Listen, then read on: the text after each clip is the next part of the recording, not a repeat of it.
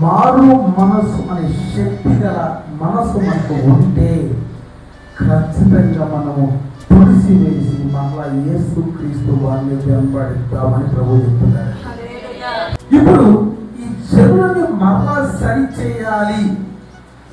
అటు వెళ్ళిపోయినాయి అంటే స్వస్థత ఉంటేనే నేను వస్తానని చేసుకుని కూర్చున్న సంఘ విశ్వాసం చాలా మంది ఉన్నారు. నేను బాగుపడితేనే నేను మందిరానికి వస్తాననే వాళ్ళు చాలా మంది కనబడుతున్నారు. నాలో కార్యము జరిగితేనే, నాకు విముక్తి వస్తేనే, నాకు విడుదలైతేనే నేను దేవుని నమ్ముకుంటానన్న వాళ్ళు చాలా మంది మొక్కలో ఉన్నారు. దేవుని సేవ ఇక్కడ కావలసింది ఏంటంటే కార్యాలు కాదు, యేసుక్రీస్తు వారు అనే విషయాన్ని గమనిద్దాం. మనం ఆయన నమ్మితే ఈ కార్యం జరుగుతుంది, కార్యాలు నమ్మితే ఆయన రాలేదు.